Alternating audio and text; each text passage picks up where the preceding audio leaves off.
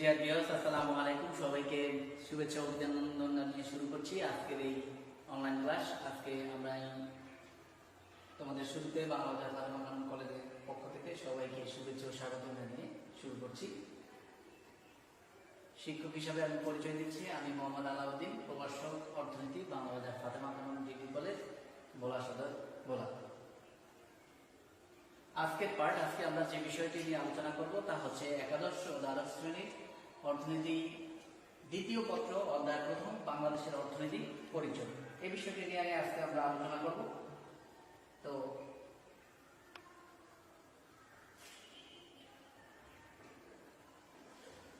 বাংলাদেশের অর্থনৈতিক ঐতিহাসিক পটভূমি, অর্থাৎ বাংলাদেশের অর্থনৈতিক সৃষ্টির শুরু থেকে কিভাবে হয়েছিল, এই বাংলাদেশের অর্থনৈতিক ঐতিহাসিক পটভূমিকে 5টি ভাগে ভাগ করা হয়েছে। এক নাম্বার হচ্ছে যে প্রাচীন ও হিন্দু বৌদ্ধ যুগের অর্থনীতি, অর্থাৎ শুরু থেকে আদি থেকে 1200 খ্রিস্টাব্দে পর্যন্ত। এই সময় মৌর্যগুপ্ত, গুপ্ত এবং পাল যুগ এবং সেন যুগ এই শাসন ব্যবস্থা প্রচলিত ছিল। দ্বিতীয় যে ভাগ করা হয়েছে সেটা হলো মুসলিম যুগের অর্থনীতি, 1200 থেকে 1757 পর্যন্ত। এই সময়কালকে বোঝানো হয়েছে। আধুনিক মুদ্রা ব্যবস্থা প্রবর্তন, অর্থাৎ আমরা যে টাকা বা মুদ্রা প্রচলন করে সেই এই অর্থ ব্যবস্থা এই যুগ থেকে শুরু হয়েছে। সচ্ছল অর্থনীতি এবং স্বর্গীয় রাজ্য, এই বিষয়গুলো খুব আলোচিত ছিল। তৃতীয় যে ছিল ইংরেজি যুগের অর্থনীতি, অর্থাৎ 1757 সাল থেকে 1947 সাল পর্যন্ত এই সময়কে বোঝানো হয়েছে।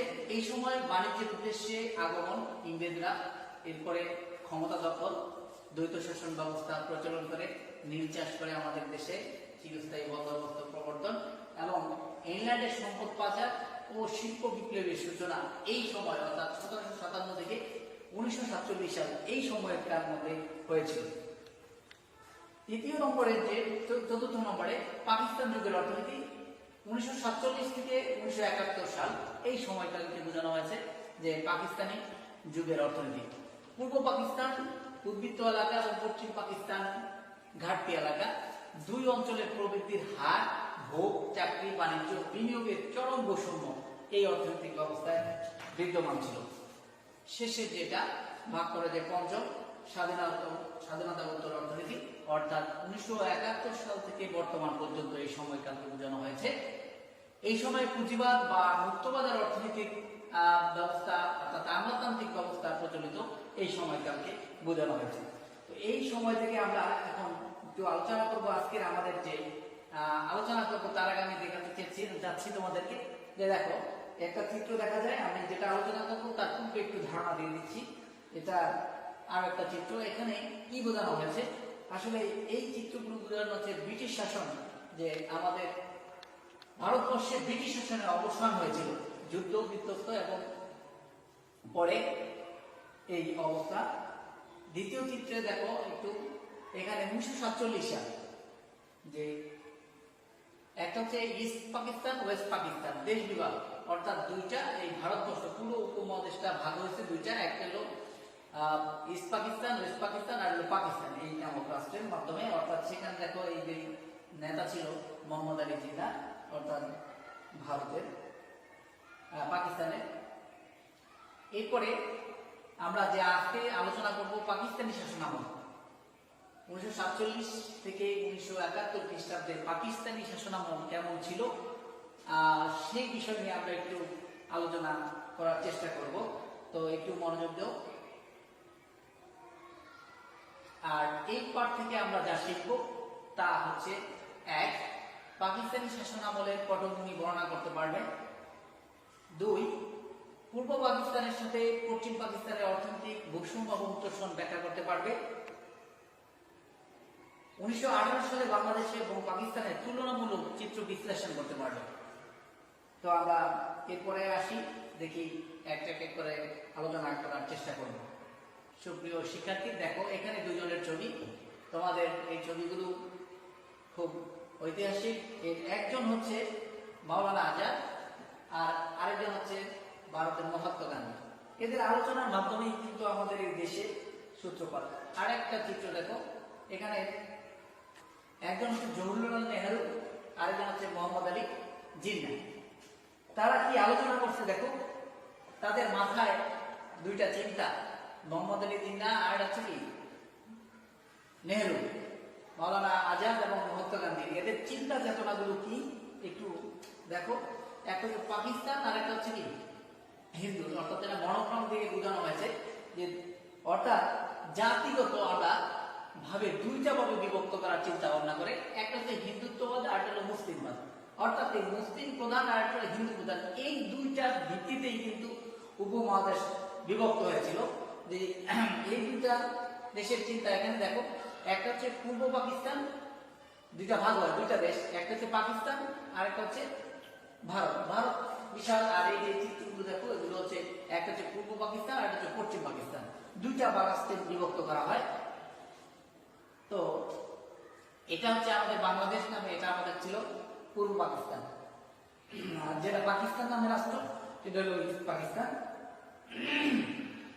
তো এই দুই দেশের মধ্যে দেখো, একটা এই হচ্ছে বাংলাদেশের পুরো পাকিস্তান, এইটাকে সবটাকে বলা হতো পাকিস্তান, এটা ইস্ট আর একটা ওয়েস্ট। এই হচ্ছে আমাদের বাংলাদেশ, আর এটা হচ্ছে এখন যে পাকিস্তান নামে সেটা রাষ্ট্র।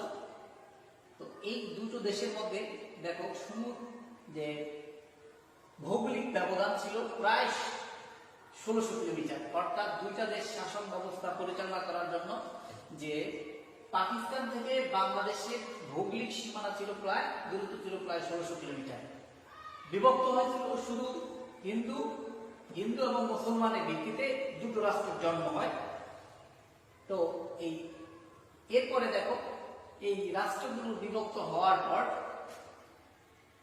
এই পাকিস্তানের আর এটা হচ্ছে বাংলাদেশ, এই দুই দেশের কৃষি ব্যবস্থা অর্থাৎ ফসল উৎপাদনের ক্ষেত্রে দেখো, এই ভারত যেটা পাকিস্তান, সেই রাষ্ট্রের 40% খাদ্য উৎপাদন হতো, অথচ আমাদের দেশে উৎপাদন হতো 58%-এর মতো, আর 2% হয়তো খাদ্য ঘাটতি দেখা দিয়েছিল, খাদ্য ঘাটতির অবস্থা থাকতো। এরপরে দেখো যে বাংলাদেশের অর্থাৎ পূর্ব পাকিস্তানের উৎপাদিত পাট 80 দশকের পরে পাট বাংলাদেশ সোনালী আঁশ নামে খ্যাত ছিল, প্রচুর বৈদেশিক মুদ্রা অর্জন করা হতো। এই পূর্ব পাকিস্তানের উৎপাদিত পাট দেখো, এখানে পাটের ক্রয় বিক্রয় করা হতো, পাটের প্রাথমিক উৎপাদন কৃষিক্ষেত্র থেকে, এরপরে পাট প্রস্তুত করে এখানে ক্রয় বিক্রয় করা হতো, এরপরে পাটকে পাঠানো হতো মিলে পাঠানোর পূর্বে পাট এই অবস্থা ছিল। এরপর দেখো এগুলো যে প্রক্রিয়াজাতকরণ করে এগুলো মিলে পাঠানো হতো পাট।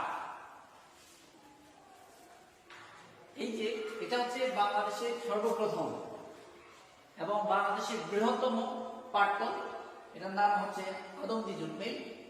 এটা এখন বর্তমানে প্রায় বন্ধ অবস্থায় আছে। এখন প্রচুর পাট উৎপাদন করা হতো এই মিলে, সেই পাটগুলো বের করে অর্থাৎ বিদেশে প্রেরণের জন্য বের করা হতো, এগুলো বিদেশে রপ্তানি হতো, রপ্তানি করে বাংলাদেশ প্রচুর বৈদেশিক মুদ্রা অর্জন করা হতো, এই বাংলাদেশের অর্থ গ্রহণ করা হতো। এরপরে দেখো এই বাংলাদেশের পাট উৎপাদন এবং বিক্রি, বিদেশে প্রেরণ, অর্থ গ্রহণ, সেই টাকাগুলো জমা হতো সেন্ট্রাল ব্যাংক, অর্থাৎ দেখো Pakistan state bank of Pakistan, পাকিস্তানের কেন্দ্রীয় ব্যাংকে জমা হতো।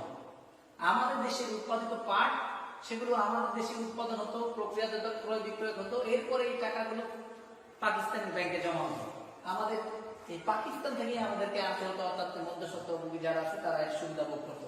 দেখো এরপরে পাকিস্তানের আমাদেরকে যে অর্থনৈতিক অবস্থা দেখো, তাদের জাতীয় মাথাপিছু আয়ের পূর্ব পাকিস্তান, আমরা কিন্তু পূর্ব পাকিস্তান, আমাদের মাথাপিছু আয় ছিল 305 এবং পশ্চিম পাকিস্তানে ছিল 330, সেটা হচ্ছে 1949 থেকে 50 সালের এটা বাজেটে। এরপরে 1969 থেকে 70-এ পশ্চিম পাকিস্তান ছিল 500, পূর্ব পাকিস্তান ছিল 389। ব্যবধানটা কেমন হয় দেখো, এরপরে ব্যবধানটা ছিল এরকম যে আমাদের সাথে পশ্চিম পাকিস্তানের প্রায় 50%-এর মতো কাছাকাছি ছিল মাথাপিছু আয়। যখন পাকিস্তান আমাদের শাসন করে, তারপরে দেখো যে পূর্ব পাকিস্তান এবং পশ্চিম পাকিস্তানের আমদানি দেখো 48-49 সালে পশ্চিম পাকিস্তান ছিল 1.88 কোটি টাকা এবং পশ্চিম পাকিস্তান হতে পূর্ব পাকিস্তানের রপ্তানি হল 13.76 কোটি টাকা। 1961 সালে 35.59 কোটি টাকা এবং পশ্চিম পাকিস্তানে যেটা পাকিস্তান নামে সেক্ষেত্রে 80.05 কোটি টাকা।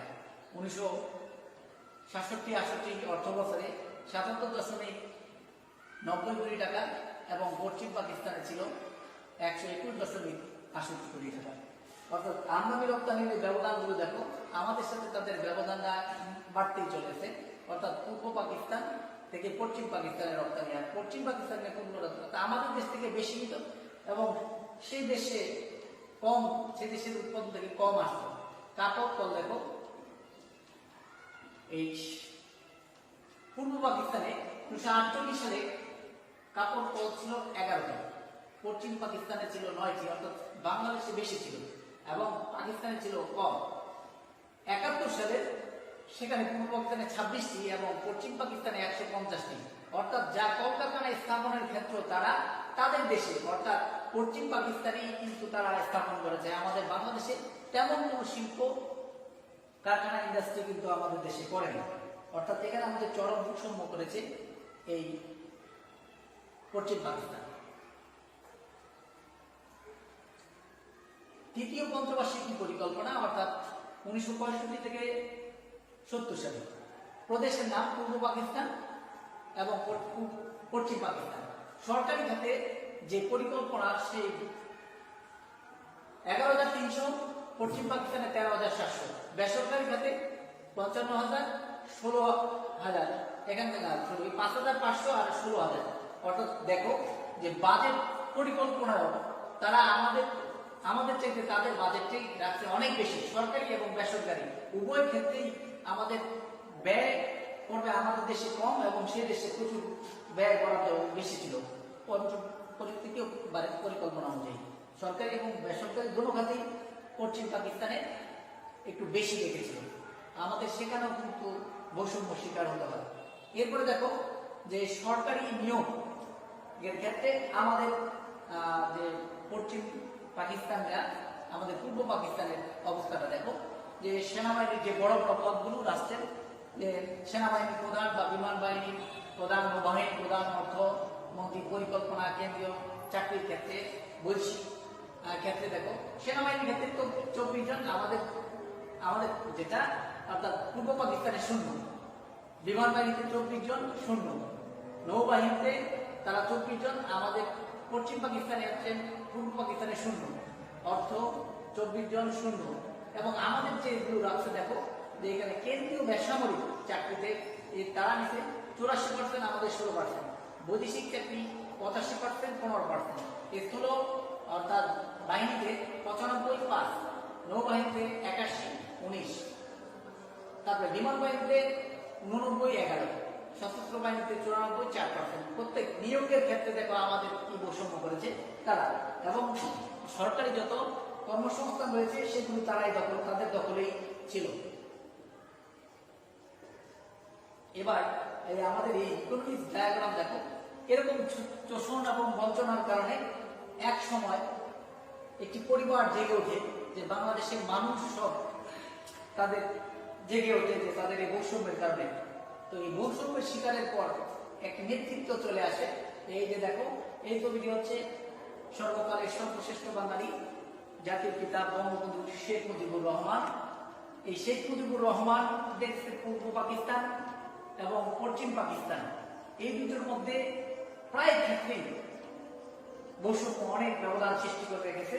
অথচ এই পূর্ব পাকিস্তানে আমাদের লোক সংখ্যা ছিল বেশি এবং আমাদের বঞ্চনা করেছে বেশি। ফলে বঙ্গবন্ধু 7ই মার্চের এক ঐতিহাসিক ভাষণ দেন। সেই ভাষণের আলোকে দেখো কি হয়েছে যে ভাষণের পরে দুটো দেশের মধ্যে যুদ্ধ হয়। ফলে অনেক শরণার্থী এই যুদ্ধের কারণে ভারতে কিন্তু চলে গেছে, অর্থাৎ শরণার্থী হিসেবে ভারতে চলে যায়। সেই 7ই মার্চের ভাষণের যে বঙ্গবন্ধু স্বাধীনতার ডাক দেয়, এরপরে স্বাধীনতার মুক্তিযুদ্ধের ঘোষণা অনুযায়ী সে অনেক লোক ভারতে গমন করে যারা দুর্বল প্রকৃতির ছিল। আর কিছু লোক যারা দেখো যে যুদ্ধের অপেক্ষায় রয়েছে, মুক্তিযুদ্ধের নির্দেশনার অপেক্ষায় রয়েছে, তারা প্রস্তুতি নিয়ে যে দেশটাকে কি করবে, তারা শত্রুমুক্ত করার জন্য নির্দেশের অপেক্ষায় রয়েছিল এবং যুদ্ধের প্রস্তুতি গ্রহণ করে। ফলে একসময় এই 9 মাস, তোমরা জানো যে 9 মাস দীর্ঘ রক্তক্ষয়ী যুদ্ধের পরে আমাদের দেশ ফলে স্বাধীনতা লাভ করে। যে এই যে চিত্রটা দেখো, এই চিত্রটা হচ্ছে যে আমাদের দেশ স্বাধীনতার দলিল, সেখানে স্বাক্ষর করা হয়। একজন ছিল পাক বাহিনী, আরেকজন ছিল সে পাকিস্তানের পক্ষে। পাকিস্তানের পক্ষে ছিল লেফটেন্যান্ট জেনারেল নিয়ারজি, আর আমাদের যৌথ বা মিত্র বাহিনী ভারত আমাদের পক্ষ থেকে ছিল ভারতের লেফটেন্যান্ট জেনারেল জগৎ সিং আরোরা। এই একজন আরোরা আর একজন হচ্ছে নিয়ারজি। এই দুজনে আত্মসমর্পণের যে অনুষ্ঠান স্বীকৃতি দেয় যে না, আমরা যুদ্ধ আমরা পরাজিত বরণ করেছি। তো এরপরে দেখো এই দলিলের পরে আমরা পেয়েছি একটা দেশ, একটা ভূখণ্ড, তার নামই হচ্ছে বাংলাদেশ। এই বাংলাদেশ নামক রাষ্ট্র এভাবেই আমাদের জন্ম হয়েছে। তো এরপরে দেখো তারপর থেকে বাংলাদেশ হওয়ার পরে বাংলাদেশের অর্থনৈতিক অগ্রগতি দেখো আস্তে আস্তে উপরের দিকে উঠতেছে। তো বাংলাদেশের অর্থনৈতিক ঊর্ধ্বগতিতে আমরা দেখব সেই সূচকগুলো। দেখো এখানে স্বাধীনতার পরে অর্থাৎ বাংলাদেশ এবং পাকিস্তান দুটো রাষ্ট্র যখন বিভক্ত হয় 1971 সালে, তারপরে দেখো আমাদের মাথাপিছু আয় বাংলাদেশের $1827, যেখানে এটা হচ্ছে 2019 সালের 20 মার্চ পর্যন্ত, সেখানে পাকিস্তানের $1641। অর্থাৎ মাথাপিছু আয় থেকে পাকিস্তান থেকে বাংলাদেশের এখন মাথাপিছু আয় বেশি। এরপর রপ্তানি পণ্য দেখো $3660 কোটি, যেখানে $2300 কোটি। এখানে রপ্তানি পণ্য আমরা তাদের চাইতে বেশি। বৈদেশিক মুদ্রার মজুদ অর্থাৎ রিজার্ভের পরিমাণ আমাদের $3169 কোটি, যেখানে পাকিস্তানের হলো $1488। গড় আয়ু অর্থাৎ আমাদের জীবন আয়ুকাল মাথাপিছু 73 বছর, যেখানে পাকিস্তানের 66 বছর। জনসংখ্যা আমাদের 16 কোটি, তাদের হচ্ছে 20 কোটি। জনসংখ্যার দিক দিকেও আমরা কিন্তু তাদের চেয়ে অনেক আগানো। শিশু মৃত্যুর হার যেখানে 34.2 জন, আর পাকিস্তানের আছে 78.8 জন। জিডিপি অর্থাৎ প্রবৃদ্ধি, গ্রস ডোমেস্টিক প্রোডাক্ট অর্থাৎ এটা প্রবৃদ্ধির হার হচ্ছে 7.6, তাদের হচ্ছে 5.8। অর্থাৎ প্রবৃদ্ধির হার থেকেও বাংলাদেশ আগানো। অর্থাৎ স্বাধীনতার পরে আমরা কিন্তু অনেক ক্ষেত্রে এগিয়েছি পাকিস্তানের তুলনায়। আমরা এগুলো পেয়েছি যে মানব উন্নয়ন প্রতিবেদন ইউএনডিপি অর্থাৎ ইন্টারনেট থেকে আমরা এই তথ্যগুলো পেয়েছি। সুপ্রিয় শিক্ষার্থী, আমরা আরেকটু দেখবো যে একটি গ্রাফের মাধ্যমে। দেখো এখানে মাথাপিছু আয়ের ক্ষেত্রে আমাদের কালার হচ্ছে এইটা, আর পাকিস্তানের কালার হচ্ছে রেড। দেখো মাথাপিছু আয় অনেক বেশি। এখানে মুদ্রার মজুদ, সেখানে আমাদের মজুদের পরিমাণ অনেক বেশি পাকিস্তানের তুলনায়। গড় আয়ু, জনসংখ্যা, শিশু মৃত্যুর হার, জিডিপি প্রবৃদ্ধি ইত্যাদি ক্ষেত্রে আমাদের এই গ্রাফের মাধ্যমে আমরা দেখাতেছি। সুপ্রিয় শিক্ষার্থী, আমরা আজকে যে আলোচনা করেছি সেই আলোচনা থেকে আমরা একটু একটা প্রশ্ন করা যায়। যেমন সেই অনেকগুলো প্রশ্ন করা যায়, তার মধ্যে ছোট্ট যেমন মিস্টার রহিম এই জীবনে 3 দেশের নাগরিকত্ব পেল, কিন্তু ঘর ছেড়ে কোথাও পালায় নাই। অর্থাৎ সে 3টা দেশের নাগরিক হয়েছে কিন্তু ঘর থেকে পালায় নাই। এই আব্দুর রহিম কোন 3টা দেশের নাগরিক ছিল? এখানে অনেকগুলো অপশন আছে। দেখো এর মধ্যে থেকে কোনটা হবে? সে কি বাংলাদেশ ভারত পাকিস্তান, বাংলাদেশ নেপাল বার্মা, না বাংলাদেশ পাকিস্তান নেপাল গ্রহণ করে বাংলাদেশ ভারত বার্মা? কোনটি? এই 3টি কোনটি সঠিক হবে? দেখো একটু, এই বাংলাদেশ ভারত ও পাকিস্তান। সে ঘর ছেড়ে যায় না, ঘরে এসে অবস্থান করেছিল। অর্থাৎ 3 দেশের নাগরিক সে একসাথে হয়েছিল। আরেকটা হচ্ছে যে রহিম বিভিন্ন দেশের নাগরিক হওয়ার কারণ কি? সে যে হয়েছে কর্মসংস্থানের জন্য, না অভিবাসীর জন্য, না দেশ বিভক্তের জন্য, না নাগরিকত্ব বাতিলের জন্য? রহিম বিভিন্ন দেশের নাগরিক হয়েছে, 3টা দেশের নাগরিক কেন হয়েছে? সেক্ষেত্রে সঠিক উত্তর দেখো তাহলে দেশ বিভক্তর কারণে। তো সুপ্রিয় শিক্ষার্থী, আমরা এভাবে আরো প্রশ্ন করতে পারি এরকম যে পূর্ব পাকিস্তান থেকে পশ্চিম পাকিস্তানের সম্পদ পাচার করা হতো। 1, মুদ্রার মান অবমূল্যায়নের মাধ্যমে। বৈদেশিক দান অনুদানের অসম বন্টনের মাধ্যমে, 3 সরকারের উন্নয়ন ব্যয় বরাদ্দর ক্ষেত্রে বৈষম্যের মাধ্যমে। এই 3টি কোনটি সঠিক? ক 1 ও 2, খ 1 ও 3, গ 2 ও 3, গ 1, 2, 3। সঠিক উত্তর কোনটি? দেখো 1, 2, 3। সুপ্রিয় শিক্ষার্থী, একটু সারসংক্ষেপ আজকে একটু জেনে নেই। তাহলে আজকে যে আমরা অধ্যায়টা আলোচনা করেছি তার সংক্ষেপ হচ্ছে ধর্মীয় গাম্ভীর্যের সম্পর্ক, একে অপরের বাজার প্রায় দুটো অঞ্চল উন্নয়ন দ্রুত ঘটে। এই নতুন আশা ও উদ্দীপনা নিয়ে 14ই আগস্ট 1947 সালে দ্বিজাতি তত্ত্বের ভিত্তিতে পাকিস্তানের সৃষ্টি হয়। কিন্তু অর্থায়নের নিয়ন্ত্রণ ও জাতীয় মাথাপিছু আয় বৈষম্য, অন্ধ্রপ্রদেশের বাণিজ্য বৈষম্য, শিল্প বৈষম্য, পঞ্চবার্ষিক পরিকল্পনার বৈষম্য ও সরকারি নিয়োগের বৈষম্য এদেশে প্রসিদ্ধ হতে থাকে। এই শোষণ এবং বঞ্চনার অতিষ্ঠ হয়ে বঙ্গবন্ধুর আহ্বানে সারা দিয়ে রক্তক্ষয়ী মুক্তিযুদ্ধের মাধ্যমে স্বাধীন বাংলাদেশ এর জন্ম হয় 1971 সাল 16ই ডিসেম্বর। স্বাধীনতার 46 বছর পর অর্থনৈতিক সামাজিক ক্ষেত্রে প্রায় সকল সূচকেই বাংলাদেশ এগিয়ে। সুপ্রিয় শিক্ষার্থী, বাড়ির কাজ আজকে পশ্চিম পাকিস্তানের মধ্যে পূর্ব পাকিস্তানের যে মুক্তিযুদ্ধ কেন আবশ্যক ছিল সে বিষয়টি তোমরা একটু দেখবে। আগামী পার্ট বাংলাদেশের ভৌগোলিক অবস্থা নিয়ে আমরা আলোচনা করবো ইনশাল্লাহ।